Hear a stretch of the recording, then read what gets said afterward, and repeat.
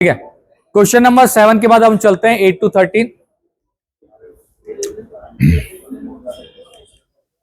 8 to 13 वाले question जो है उसमें आपके इंस्टीट्यूट की कैटेगरी में उसे स्किप कर दिया जाएगा। देखो 8 to 13 अगर हम बात करते हैं फिजिकल कंडीशन की बात करते हैं, क्वेश्चन अब ये क्या कहता है, आपकी एक बिल्डिंग की फिजिकल कंडीशन कैसी है।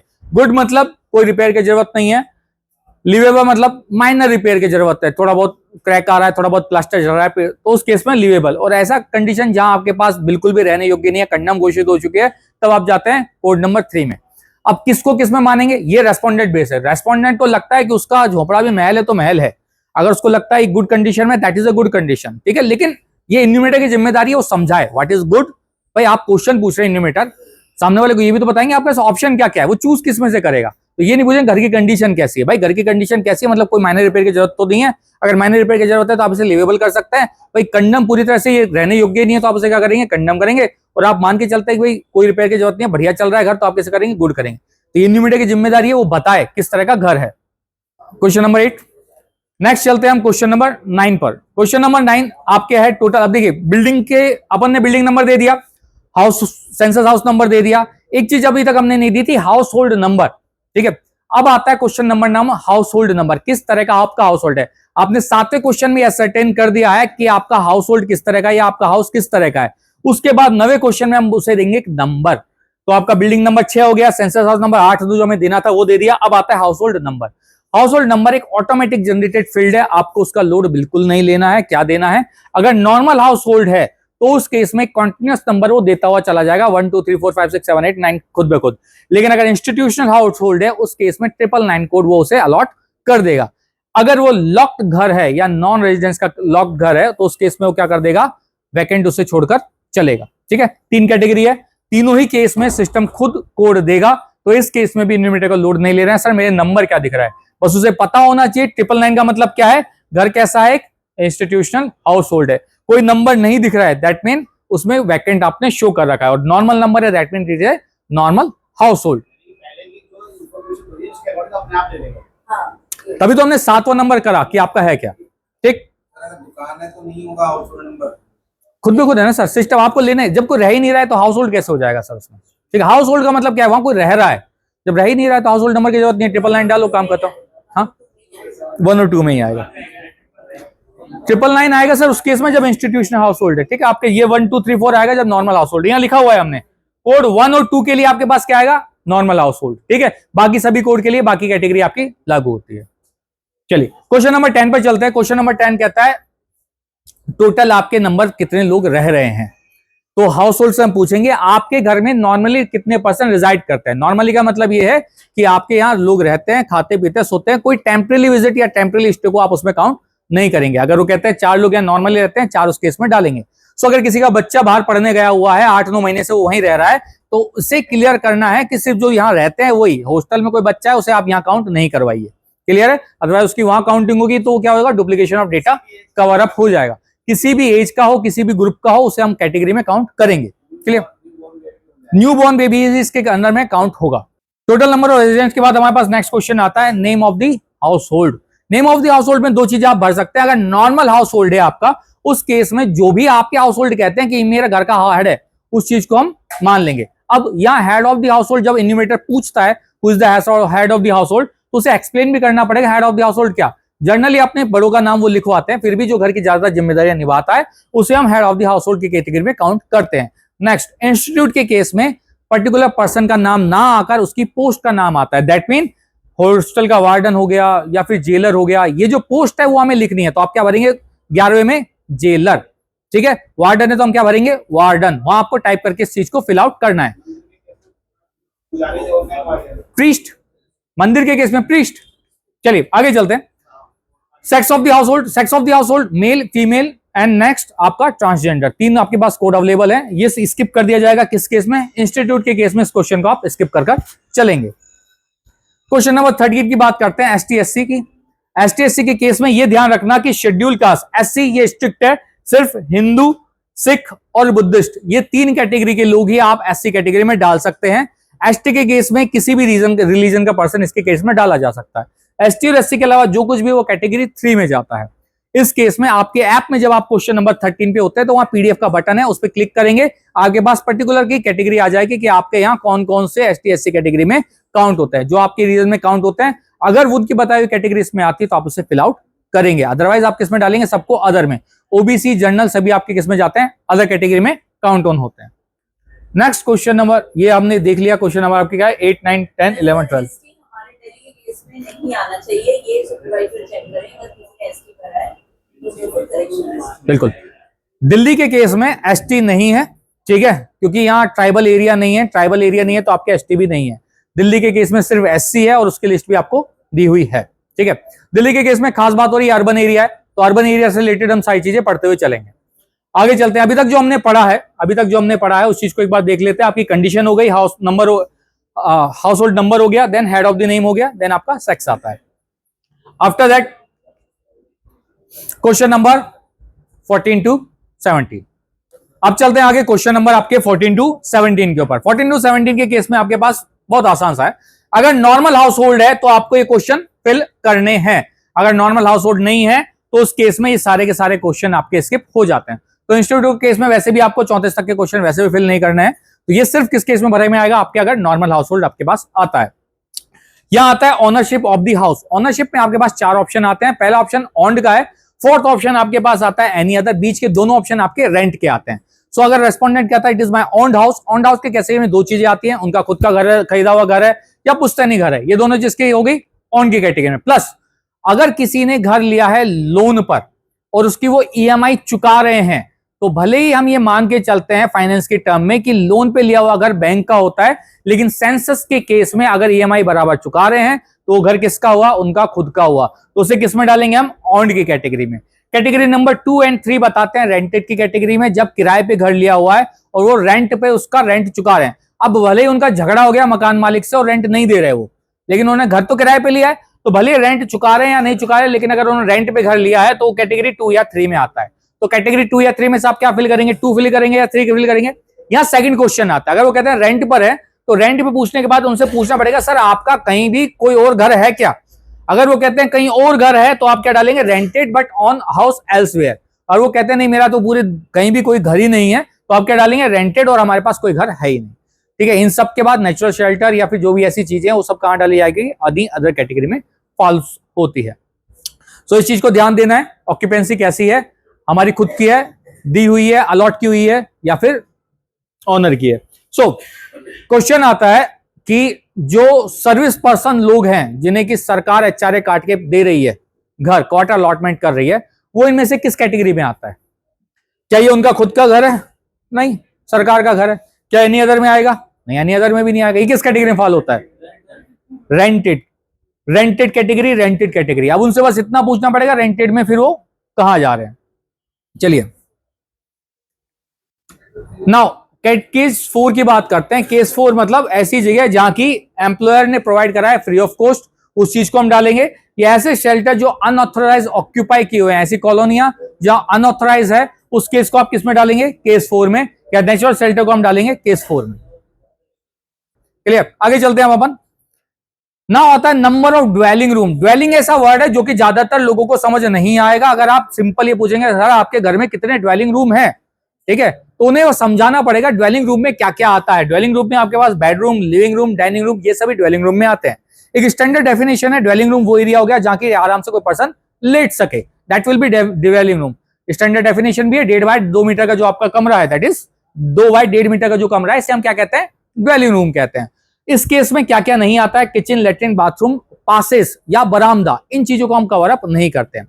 नाउ ड्वेलिंग रूम के केस में जो चीज ध्यान देनी है वो ये ध्यान देनी है, ड्वेलिंग रूम पूरी तरह से उस हाउस होल्ड के ऑक्यूपायर में होना चाहिए। दैट मीन अगर एक सेंसस हाउस में 2 हाउस होल्ड है आपके पास, तो इस पर्टिकुलर हाउस होल्ड जिसके आंटी इस समय आप कर रहे हैं, उनके पास कितने रूम उनके पास एक्सक्लूसिव अवेलेबल है जिसे दूसरा पर्सन यूज नहीं कर रहा है।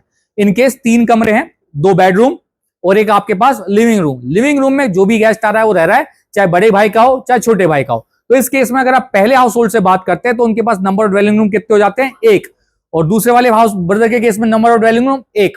सेकंड केस लेते हैं, एक कमरा था जिसे कि 3 लोगों ने एक साथ किराए पे लेकर रह रहे थे, ठीक है, तीनों अलग अलग जगह खाना खाते हैं, तीनों अलग अलग जगह खाना खाते हैं, दैट मीन्स हाउस होल्ड कितने हो गए? 3 हो गए। अब तीनों के केस में नंबर ऑफ ड्वेलिंग रूम कितने हो जाते हैं? 0 0 0, क्योंकि तीनों एक सिंगल रूम को शेयर कर रहे हैं। एक और केस लेते हैं, एक और केस में जहां आपके पास एक सिंगल रूम है जिसमें पर्सन रहता भी है और उसी में वो अपनी शॉप भी चलाता है, ठीक है, सिंगल रूम जिसमें दिन में शॉप चल रही है, रात को वो सो रहे हैं। अब इस केस में ड्वेलिंग रूम कितने हो जाएंगे? 0। ना सिर्फ हमें ये देखना है कि हाउस होल्ड कितने हैं, हमें ये भी देखना है उसका यूज क्या हो रहा है। अगर रेजिडेंट के अलावा कुछ और यूज हो रहा है तो आप उसमें ड्वेलिंग रूम क्या कर देंगे? 0 कर देंगे, ठीक है।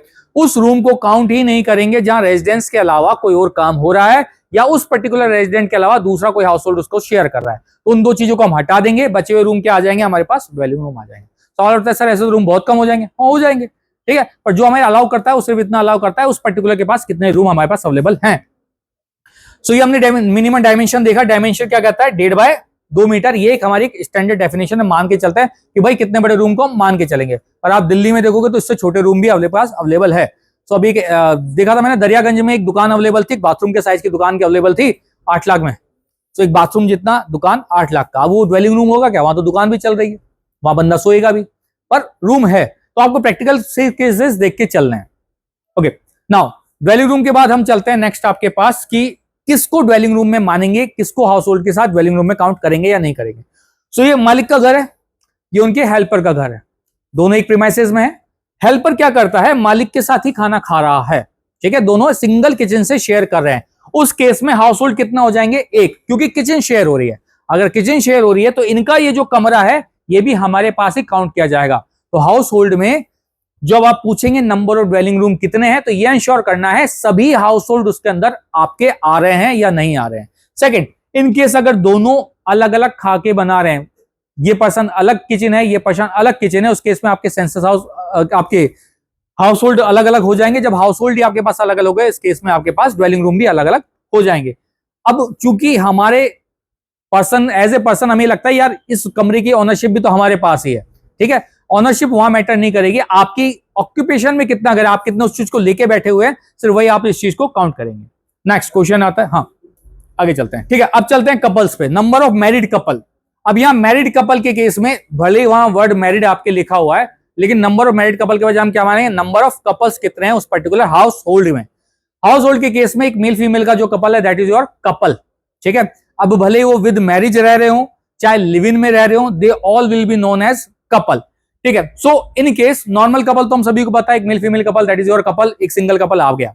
लेकिन मान लो एक मेल है और 2 फीमेल हैं, इस केस में नंबर ऑफ कपल कितने हो जाते हैं हमारे पास? 2 नंबर ऑफ कपल हो जाते हैं। मान लो एक फीमेल है और 2 मेल हैं, उस केस में 1। जितनी फीमेल आपके पास कपल्स में रहेंगी सिर्फ उतने ही आपके कपल रहेंगे, इस चीज को इंश्योर करके चलिएगा। बात क्लियर? ओके। 0 अगर कोई भी आपके कपल नहीं है तो, ठीक है। एक चीज और ध्यान रखें, ऐप इस चीज को इंश्योर करती है कि आपके पास टोटल नंबर ऑफ पर्सन कितने रह रहे हैं घर में। हमने डाला था total number of person living in the house, अगर आपने वहां 3 डाला है तो मैरिड कपल आप 2 से ज्यादा नहीं डाल पाएंगे। Total number of person living in the house में से 1 घटाया जाएगा, जो फिगर आएगा मैक्सिमम उतने ही आपके नंबर ऑफ कपल यहां डाले जा सकते हैं। सो एक मेल 2 फीमेल के साथ एक घर में रह रहा है, दोनों ही उसकी वाइफ मानता है, तो उस केस में आपके पास नंबर ऑफ पर्सन कितने रह रहे हैं? 3, और मैरिड कपल कितने हो जाएंगे आपके? 2, जो कि इस डेफिनेशन को पूरी तरह से जस्टिफाई करते हैं। आगे चलते हैं, main source of drinking water, पानी वो कहां से पी रहे हैं। यहां इस चीज को इन्यूमरेटर अच्छे से बताए कि जो पानी पीने का सोर्स है वो हम बात कर रहे हैं पिछले 12 महीने की, आज का नहीं, 12 महीने की। 12 मतलब पिछले 8 महीने से पता चला वो हैंडपंप से पानी पी रहे थे, अभी अभी नया वो किससे पीना चालू करे हैं कि भाई उनके घर में टैप वाटर लग गया है। तो आप क्या डालेंगे? टैप वाटर डालेंगे कि भाई नहीं अभी तो हम किससे पी रहे हैं? भाई टैप वाटर से पी रहे हैं। नहीं, प्रीडोमिनेंट क्या था आपके पास? 12 महीने में 8 महीने उन्होंने किससे पिया? हैंडपंप से पिया है, तो आपके पास क्या हो गया? हैंडपंप इस केस में आता है। आपके पास ऑप्शन आता है ट्रीटेड, अनट्रीटेड, वेल, हैंडपंप। ये आपको देखने को मिलेगा। ट्रीटेड मतलब government,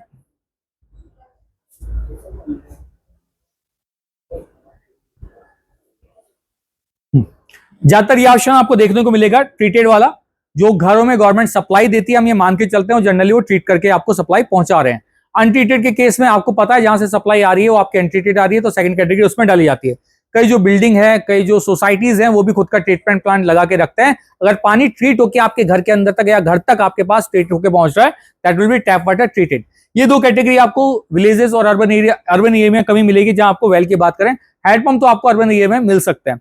next, tubewell, boring, spring water, rain canal. Delhi के केस में आपको क्या नहीं मिलेगा? स्प्रिंग, रिवर, टैंक, इन चीजों का स्प्रिंग और रिवर आपको नहीं मिलेंगे। टैंक आपको मिल सकता है। देखो सप्लाई अगर आपके पास या पॉन्ड से अगर आपकी सप्लाई हो रही है तो उस केस में हम इसे डालेंगे। टैंक कैटेगरी कैसे आ गया इसमें?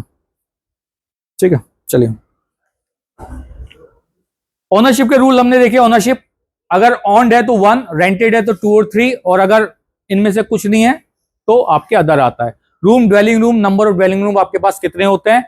कपल्स, जितने उस घर में कपल रह रहे हैं, चाहे मैरिड हो चाहे अनमैरिड हो, लेकिन वो एज ए लिव इन, वो खुद को मानते हैं हम कपल हैं, तो वो कपल हैं। ठीक है। लास्ट है आपका सोर्स ऑफ ड्रिंकिंग वाटर। इन सब के बाद अब हमारे पास आता है आगे कोड, क्वेश्चन नंबर 18 से 25। यहां तक क्लियर है सर सभी? क्वेश्चन नंबर 18 से 25 अब हम चलते हैं। 18 से 25 को अगर कैटेगरी में डाले तो core, utility, sanitation and hygiene की कैटेगरी में से डाल सकते हैं। कोर का मतलब जो हमारे लिए एसेंशियल है, जैसे कि availability of drinking water source, पानी कहां से आपके आ रहा है। अगर पानी आपके घर तक आ रहा है, घर के अंदर आ रहा है, तो हम डालेंगे विद इन प्रीमाइसेस। घर के बाहर से अगर लाना पड़ रहा है तो आपके नियर प्रीमाइसेस। घर के बहुत दूर से लाना पड़ रहा है तो अवे प्रीमाइसेस। अब किसको पास मानेंगे, किसको दूर मानेंगे? मान लो घर से 100 मीटर की दूरी तक है दिल्ली के केस में, तो आप उसे क्या मान लोगे? नियर। 100 मीटर से ज्यादा है तो आप क्या मानेंगे? अवे मानेंगे। गांवों के केस में 500 मीटर तक नियर है, 500 मीटर के बाद क्या माना जाएगा? अवे माना जाएगा। नाउ इस कैटेगरी में, इसमें जो क्वेश्चन आता है टेक्निकल, इसको ध्यान रखिएगा। अर्बन एरिया के केस में 100 मीटर और आपके रूरल एरिया के केस में 500 मीटर तक आपके नियर है, उसके बाद अवे है। एक चीज और इसके केस में आती है, जो आपकी पानी की बोतल है, पानी की बोतल अगर घर तक डिलीवर की गई है तो वो टिल प्रीमाइसेस ही काउंट होगी, कि आपका आएगा पहला कोड आएगा। भले पानी की बोतल कहीं से भी आ रही हो, आपके घर तक आ रही है, कोड 1 आएगा। दूसरा चीज क्या होता है, कई जगह सप्लाई ऐसी है कई कॉलोनी में कि सरकार ने पाइपलाइन डाल दी और पानी की जो लाइन है घर के प्रीमाइसेस के बाहर तक है, सिर्फ बाहर तक है, तो उस केस में क्या मानोगे? घर तक तो आ रही है, वो विद इन प्रीमाइसेस आ रही है, आउटसाइड प्रीमाइसेस आएगी, क्या डालेंगे आप उस केस में? आउटसाइड। आप डालेंगे कोड 2, आउटसाइड मतलब नियर प्रीमाइसेस। ठीक है। जब तक प्रीमाइसेस के अंदर नहीं आती है तब तक उसे इन द प्रीमाइसेस काउंट नहीं किया जाएगा। नेक्स्ट आता है इलेक्ट्रिसिटी। इलेक्ट्रिसिटी का बेसिक रूल है कि आपके यहां बिजली आ रही है नहीं आ रही है, लीगल आ रही है इलीगल आ रही है, इससे इन्यूमरेटर का कोई मतलब नहीं है। अगर बिजली आ रही है तो हम उस चीज को हम क्या मान के चलेंगे कि हमारे पास मेन सोर्स ऑफ लाइटिंग क्या है? इलेक्ट्रिसिटी है। इसके बाद दूसरे सोर्स आते हैं कैरोसिन, सोलर, अदर ऑयल आते हैं। इजी क्वेश्चन है। ठीक है। इसके रिगार्डिंग हम पहले भी डिस्कशन कर चुके हैं। नाउ नेक्स्ट क्वेश्चन है आपका एक्सेस टू लैट्रिन। अच्छा, इसके केस में अच्छा खासा डिस्कशन हुआ है जब नेशनल वाली ट्रेनिंग, अगर नेशनल वाली ट्रेनिंग देखी थी किसी ने, एक लिंक अपलोड किया था नेशनल ट्रेनर वाला, उसमें अगर आप देखेंगे तब भी ये डिस्कशन हुआ था कि एक्सेस टू लैट्रिन क्या है। Access to latrine particular person या हाउस होल्ड के पास उस लैट्रिन का एक्सेस है या नहीं। अब सरकार ने क्या करा, लैट्रिन तो बनवाई है, ठीक है, गांव गांव में जाके घर घर में लैट्रिन बनवाई है, और उसका हो क्या रहा है? कई जगह स्टोर की तरह काम में आ रहा है, कई जगह दुकान चला दी उसमें, कहीं पट्टा लगाया उसको दूसरे काम में ले दिया। पर सवाल यहां आता है क्या उसके पास एक्सेस है या नहीं, वो यूज कर रहा है या नहीं कर रहा है, इससे हमें मतलब नहीं है। हमारा सवाल यह है उसके पास एक्सेस है या नहीं है। तो सवाल स्पेसिफिकली पूछता है एक्सेस टू द लैट्रिन, तो उस केस में अगर उनके पास अवेलेबल है तो हम क्या डालेंगे? यस, और नहीं है तो ही हम किस में जाते हैं? नो की कैटेगरी में जाते हैं। अगर हम यस की बात करते हैं तो यहां यस में फिर वो पूछा जाता है ये जो लैट्रिन आपके पास बनी हुई है ये एक्सक्लूसिवली उस पर्टिकुलर हाउस होल्ड के लिए है या ये दूसरे हाउस होल्ड के साथ शेयर करता है। तो वो ऑप्शन है आपके पास पहला और दूसरा। इनकेस तीनों ऑप्शन है, एक पूरी बिल्डिंग है उसके अंदर उसके पास लैट्रिन है जिसको पूरे बाकी सभी एक्सेस करते हैं, तो वो क्या हो गया आपके पास? पब्लिक लैट्रिन हो गया। ठीक है। चौल वगैरह का केस में, मुंबई के केस में आपको पब्लिक लैट्रिन का ऑप्शन मिल सकता है। दिल्ली के केस में जो आपके झुग्गी झोपड़ियां हैं वहां आपको पब्लिक लैट्रिन का ऑप्शन मिल सकता है। इन केस वो कहीं भी लैट्रिन में जा रहे हैं, ऑप्शन आपके पास एक्सेस है, तो वो क्या होगा? एक्सेस टू लैट्रिन के केस में आपको यस प्लेस करना है।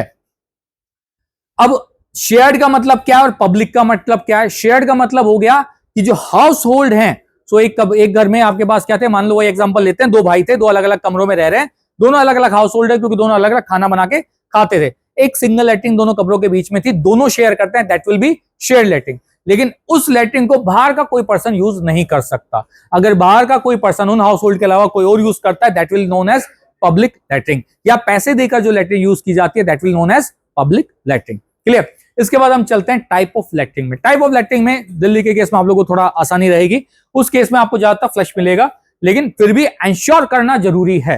ठीक है।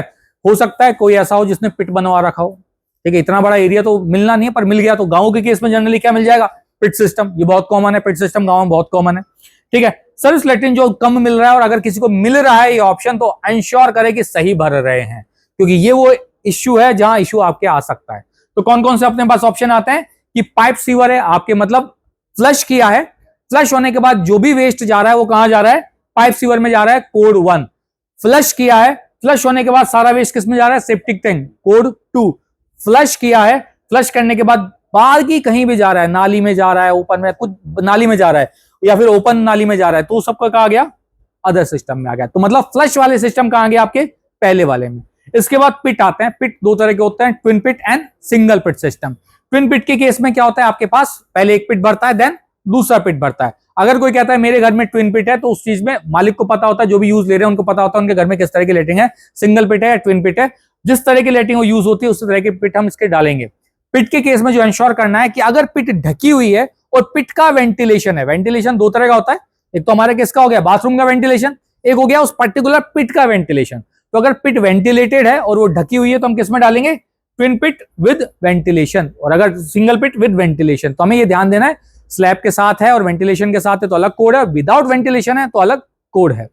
नेक्स्ट हम जाते हैं service latrine, that is important. अगर आपको इनमें से कोई कोड मिलता है, कोड नंबर 8, 9 और 0, तो आप एक बार प्लीज इंश्योर करें, अपने चार्ज ऑफिसर को लेकर जाएं, अपने इन्यूमरेटर के साथ चाहे ऊपर की मदद ले, क्योंकि अगर ये कोड आते हैं तो फिर एडमिनिस्ट्रेशन पूरी तरह से अलर्ट हो जाता है। कोड 8 मतलब ह्यूमन रिवल, जिस चीज को उन्होंने एक्सेस, जिस चीज को निकाला है उस स्टूल को एक पर्टिकुलर पर्सन आता है, रात को उठा के लेकर जाता है, क्लियर करता है, फिर अगले दिन वो वापस वहां लाके बर्तन रख दिया, that is human waste disposal.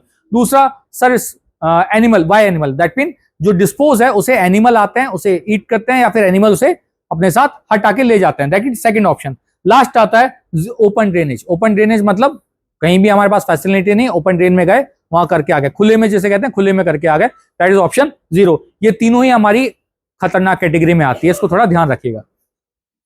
So anatomy क्या है, पाइप सीवर सिस्टम मतलब हमने फ्लश किया, सीवर में गया, सेप्टिक टैंक हमने फ्लश किया, टैंक में हमारे पास रिसीव हुआ। बाकी ट्विन पिट है, सिंगल पिट है, ये विद स्लैब है, विदाउट स्लैब है, वो पर्टिकुलर कोड रहेगा।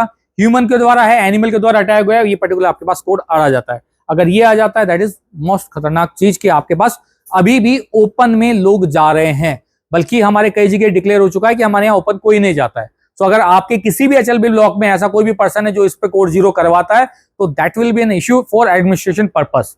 सो वहां आप इंश्योर करें कि सरकार ने कोई फैसिलिटी नहीं दी है। ये नहीं इंश्योर करना कि वो जा रहा है कहां जा रहा है, ये इंश्योर करना है कि सरकार ने उसे दी है या नहीं दी है फैसिलिटी। वो फैसिलिटी दी है फिर भी ओपन में जा रहा है, वो दूसरी चीज है, ठीक है। चलिए आगे चलते हैं। नेक्स्ट आता है आपके पास waste water outlet. Waste water outlet क्या है आपके पास कि आपका लैट्रिन के अलावा जो पानी है, जैसे नहाने का पानी हो गया, आपके किचन का पानी हो गया, ये सब कहां जा रहा है, ये सब या तो क्लोज ड्रेनेज में जाएगा या ओपन ड्रेनेज में जाएगा, या ड्रेनेज नहीं है तो खुले में जाएगा। तो तीन अलग अलग कैटेगरी है। ओपन ड्रेनेज के केस में आपके नाली आ जाती है, क्लोज ड्रेनेज के केस में आपका सीवरेज सिस्टम आ जाता है। ओपन ड्रेनेज मतलब खुले प्लॉट में आपने किया हुआ है। दोनों चीजें ध्यान रखना, दोनों अलग अलग है।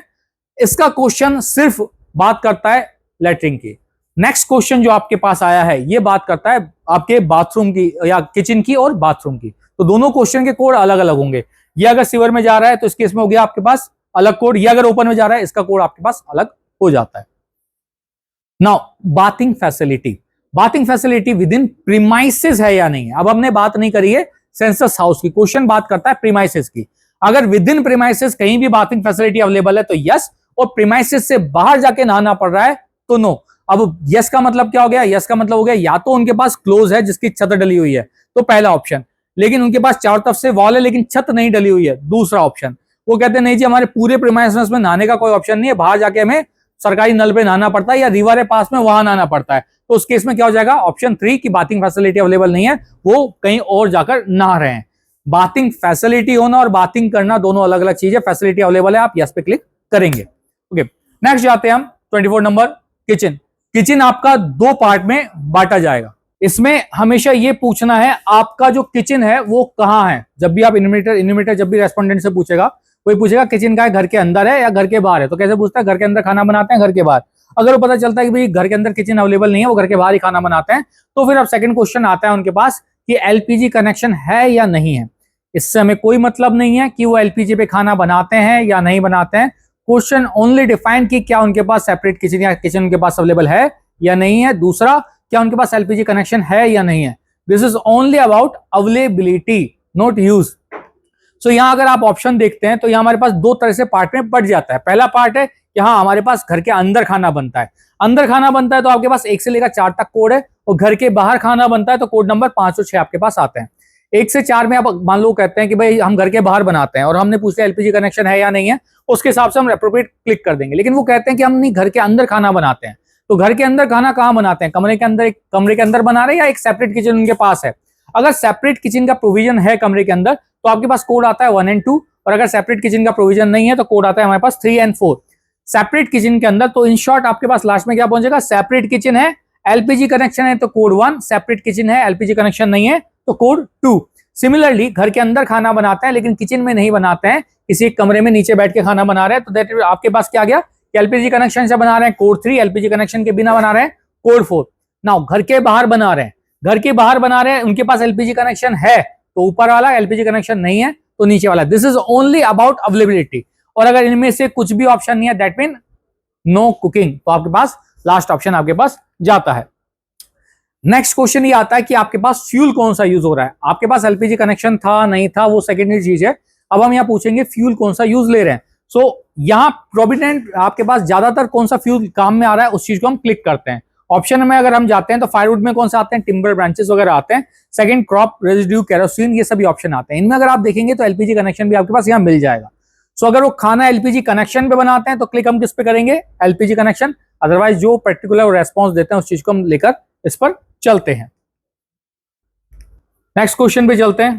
क्वेश्चन नंबर 26 से लेकर 34, लास्ट बैच ऑफ क्वेश्चन है हमारे पास 26 to 34। असेट जिसके अंदर हम वेरीफाई करेंगे पर्सन के पोजीशन में है या नहीं है। इस चीज के लिए मान के चलिए जो असेट उसके पास है उसकी ऑनरशिप में है उसे हम डिजिटली ट्रांसफॉर्म करके चलेंगे। सो पहला क्वेश्चन इसमें आता है रेडियो ट्रांजिस्टर, इसके रिगार्डिंग कि आप रेडियो किस पे सुनते हैं। ये क्वेश्चन 2 पार्ट में आपके पास रहेगा। पहले हम उनसे यही पूछते हैं कि आपके पास ट्रेडिशनल रेडियो है। अगर वो कहते हैं हाँ ट्रेडिशनल रेडियो है, हम वर्किंग कंडीशन में है, तो आपकी प्रायोरिटी किसकी रहती है, ट्रेडिशनल रेडियो सेट की। इसके बाद अगर वो कहते हैं जी नहीं ट्रेडिशनल रेडियो सेट नहीं है हमारे पास, तो आप पूछेंगे कि आप रेडियो सुनते हैं। अगर वो कहते हैं हाँ तो किस पर रेडियो सुनते हैं। अगर वो कहते हैं ना तो हमारे पास ऑप्शन आ जाता है नो का। अगर वो कहते हैं हाँ हम रेडियो सुनते हैं तो उस केस में पास आप किसके ऊपर सुनते हैं, मोबाइल के ऊपर सुनते हैं या किसी और ऑप्शन पे। थर्ड ऑप्शन आता है मान लो कोई ऑफिस जाते समय कार पे रेडियो सुनता है तो थर्ड ऑप्शन आपके उस केस में आता है एनी अदर कैटेगरी में। एनी अदर कैटेगरी में एक और चीज आती है आपके पास कारवा। तो कारवा हमारा कारवा टाइप के जितने भी मॉड्यूलर आपके पास स्पीकर हैं जिसके अंदर आपके पास एफएम की फैसिलिटी है, these modular things will be considered in code 3. These are not traditional radio set, these are your modern physical word. Next, television की बात करते हैं। टेलीविजन के केस में अगेन वही आता है आपके पास ट्रेडिशनल टेलीविजन है या नहीं है। ट्रेडिशनल वो डब्बे वाला नहीं, एलईडी टीवी है, that is also traditional TV. TV में आप क्या काउंट नहीं करेंगे, टैबलेट काउंट नहीं करेंगे हम उस केस में, प्रोजेक्टर को हम उसमें काउंट नहीं करेंगे। अगर पर्सन टीवी देखता है, भले टैबलेट पे देख रहा है, लैपटॉप पे देख रहा है या फिर वो प्रोजेक्टर पे देख रहा है, तो that will not be considered as TV. Only traditional TV will be considered as TV. So हम सबसे पहले सवाल ये आता है क्या उनके पास टीवी है। अगर टीवी है तो वो किस पे टीवी देखते हैं, टीवी किस पे देखते हैं, यस टीवी है। और दूसरा टीवी नहीं है। अगर टीवी है तो टीवी के पास उनके पास कनेक्शन क्या है। अब यहाँ ये नहीं पूछना सर आप देखते क्या हो, ये नहीं पूछना, हमें सिंपली ये पूछना है कि आपके पास कनेक्शन कौन सा है। केबल कनेक्शन है तो अगर केबल कनेक्शन डीटीएच फ्री वाला है आपके पास एक ऑप्शन है। इनकेस उनके पास कोई एयरटेल का सब्सक्रिप्शन है अदर ऑप्शन है। ओटीटी के थ्रू अगर वो टीवी देखते हैं या किसी और अदर ऑपरेशन के थ्रू देखते हैं अदर ऑप्शन है। एक ऑप्शन है केबल ऑपरेटर, लोकल ऑपरेटर के थ्रू अगर वो देखते हैं टीवी तो आपके पास कोड नंबर 3 आता है। तो दीज आर रेस्पेक्टिव कोड जिन्हें हमें फिल करना है एज पर टीवी में कौन सा कनेक्शन हमारे पास अवेलेबल है। Next question number 28 and 29, these are in pair question. 28 question ये डिफाइन करता है कि आप जो इंटरनेट एक्सेस करते हैं वो किसके ऊपर एक्सेस करते हैं। 28 क्वेश्चन में पूछा गया, आपने ऑप्शन दिया मोबाइल के ऊपर, लैपटॉप के ऊपर या किसी और डिवाइस के ऊपर। अगर आप कहते हैं यस हम इंटरनेट एक्सेस करते हैं, अब यहाँ इंटरनेट कनेक्शन उनके पास है, इसके रिगार्डिंग हम बात नहीं कर रहे हैं। चाहे वो पड़ोसी का वाईफाई यूज कर रहे हो या अपना रेलवे का वाईफाई यूज कर रहे हो, कोई भी फ्री नेट यूज कर रहे हो, उनको कनेक्शन लेना जरूरी नहीं है। अगर वो इंटरनेट को एक्सेस करते हैं, घर में कोई भी करता है, छोटा बड़ा कोई भी, तो ऑप्शन क्या आएगा आपके पास, यस।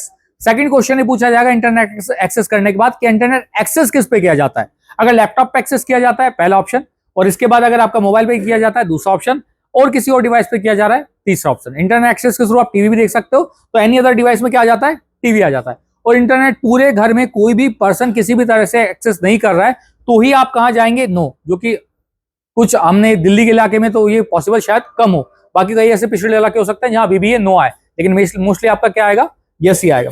नेक्स्ट चलते हैं, लैपटॉप या कंप्यूटर आपके पास है या नहीं है। सो 28 में अगर आप यहाँ टिक करते हैं यस पे तो ये सजेस्टिव आपको क्या देता है, यस देता है, ठीक है। अगर आप नो पे क्लिक करते हैं तो एक वार्निंग आपको मिल जाती है कि हाँ आपने ऊपर क्या टिक किया हुआ है, लैपटॉप पे क्लिक किया। दैट मीन अगर आपके पास लैपटॉप है, इंटरनेट, आप लैपटॉप पे एक्सेस कर रहे हैं तो यहाँ अगर आप नो पे क्लिक करते हैं that will B contradictory message. So telephone की बात करते हैं। टेलीफोन में आपके पास दो सिनेरियो है। पहला है कि टेलीफोन आपके पास है, किस तरह का टेलीफोन है। एक होता है आपके पास लैंडलाइन वाला टेलीफोन, अगर लैंडलाइन है तो ऑप्शन नंबर आता है 1, इनकेस मोबाइल है तो आपके पास आता है ऑप्शन नंबर 2। लेकिन अगर वो कहते हैं आपके पास लैंडलाइन भी है और मोबाइल भी है, दोनों चीजें आपके पास है, तो ये हम जाएंगे बोथ के ऊपर। ये ध्यान रखना, ये बोथ इन दोनों के लिए नहीं है, स्मार्टफोन और अदर डिवाइस के लिए। ये बोथ डिफाइन करता है लैंडलाइन और स्मार्टफोन को। या आपके पास लैंडलाइन भी है और आपके पास कोई बेसिक फोन भी है तो भी आप क्या डालेंगे, बोथ। आपके पास लैंडलाइन है और कोई स्मार्टफोन है तो भी आप क्या डालेंगे, बोथ। लेकिन आपके पास एक स्मार्टफोन है, एक लैंडलाइन है, एक अदर फोन है, तो आप बोथ पे क्लिक नहीं करेंगे, ठीक है। इनकेस सिंपल फोन है, कोई स्मार्टफोन नहीं है आपके पास, बेसिक फोन है, तो ये आप किस पे जाते हैं, बेसिक वाली कैटेगरी में हम जाते हैं। नेक्स्ट आता है टू व्हीलर का क्वेश्चन, क्वेश्चन नंबर 31। अब हमारे क्वेश्चन ऑलमोस्ट फिनिश होने वाले हैं। 31 क्वेश्चन इज बाईसाइकिल के रिगार्डिंग। सो आपके पास टू व्हीलर कौन सा है, बाईसाइकिल, स्कूटर या दोनों। बाईसाइकिल है तो हम इसे बाईसाइकिल डालेंगे। ट्राईसाइकिल को भी किसकी कैटेगरी में डाला जाता है, बाईसाइकिल के केस में। तो इस तरह की जो साइकिल होती है जो कि स्पेशली अनेबल्ड पर्सन के लिए होती है, वो सारी की सारी आपकी किसमें आएंगी, बाईसाइकिल में। नेक्स्ट मोटरसाइकिल, स्कूटर, मोपेड, ये इसमें डाला जाता है। थर्ड बोथ, किसी के पास साइकिल और मोपेड दोनों है तो थर्ड ऑप्शन को डालेंगे। और इन दोनों में से कुछ भी नहीं है तो ये हम किस पे जाते हैं, नन के कैटेगरी में हम जाते हैं। नाउ इसमें एक चीज आती है कि कमर्शियल व्हीकल्स का क्या करना है, ठीक है। किसी ने जुगाड़ बना रखा है, मोटरसाइकिल है, पीछे से उन्होंने कमर्शियल बना दी, उसको क्या कर रखा है, 2 पहिए का और लगा रखा है, वो इन कैटेगरी में फॉल नहीं होता है, ठीक है। Motorcycle is your proper motorcycle, cycle is your proper cycle. चलो नेक्स्ट क्वेश्चन पे चलते हैं। फोर व्हीलर, फोर व्हीलर के केस में सिर्फ आप क्या बात कर रहे हैं, फोर व्हीलर मतलब that mean car, SUV, jeep, इनकी बात कर रहे हैं। फोर व्हीलर में अगर एसयूवी, जीप वगैरह है तो आप यस करेंगे, अदरवाइज नो करेंगे। ट्रैक्टर इसमें काउंट नहीं होगा, ट्रक इनमें काउंट नहीं होता है। कोई भी ऐसी कमर्शियल एक्टिविटी वाले थ्री व्हीलर जैसे लोडिंग टेम्पो वगैरह होते हैं वो इस चीज में काउंट नहीं होते हैं। लेकिन क्या काउंट होता है इसमें, अगर कमर्शियल एक्टिविटी की कोई कार है, मतलब पर्सन टैक्सी का काम करता है, वो उसे कमर्शियल एक्टिविटी के लिए एज ए टैक्सी यूज लेता है और रात को अपने खुद के पास रखता है, उसकी खुद की टैक्सी है, तो आप उसे किसमें डालेंगे, यस की कैटेगरी में से हम फॉलो ऑन करते हैं। मीन सीरियल की बात करते हैं। सीरियल कौन कौन से हो जाते हैं, आप क्या खाते हैं, तो राइस और व्हीट प्रोमिनेंट आपके ऑप्शन आते हैं। अगर सूजी है, मैदा है, दोनों ही आपके किससे बनते हैं, व्हीट से, तो ये दोनों ऑप्शन किसके लिए आते हैं, व्हीट पे आते हैं। राइस के केस में मान लो कोई पोहा है, पोहा किस कैटेगरी में आता है, राइस की कैटेगरी में। तो ना सिर्फ ये प्राइमरी सीरियल, इनकी जो सब कैटेगरी भी है वो भी इसी पे फॉल होती है। नेक्स्ट आपके पास आता है बाकी सभी ऑप्शन, जैसे बाजरा हुआ, जवार हुआ, मक्का हुआ, या और कोई सीरियल, अगर और कोई सीरियल होता है वो सभी एनी अदर सीरियल में हमारे पास काउंट किए जाते हैं। 34 क्वेश्चन आता है हमारे पास, phone number, mobile number. 34 number question आपके पास, जब सारे क्वेश्चन आपके कवर अप हो जाएंगे तो लास्ट में आप हाउस होल्ड का मोबाइल नंबर डालते हैं। किसी भी पर्सन का मोबाइल नंबर डाल सकते हैं, जरूरी नहीं है जो उसका ओनर है सिर्फ उसी का डालें, जरूरी नहीं है जो आपका head of the house hold है उसका डालें। घर में किसी का भी नंबर उसे डाल सकते हैं। क्या काम में आएगा, सिर्फ सेंसस के कम्युनिकेशन पर्पस के लिए हम काम में लेते हैं। विद दैट आपके पास सभी क्वेश्चन की यहाँ ट्रेनिंग ओवर होती है। Thank you. आप सर क्वेश्चन लेते हैं सभी एक एक करके, हाँ बताइए सर। सुपरवाइजर के लिए सर अपने पास एक ऐप है, सुपरवाइजर की HLO ऐप, जो अपनी HLO ऐप है ना, उसी में एक सुपरवाइजर का ऑप्शन आता है। मैं भी एक ट्रेनिंग दूंगा सुपरवाइजर का, उसमें हम कवर अप कर लेंगे। कोई क्वेरी सर? ठीक है, विद दैट सेशन क्लोज करते हैं।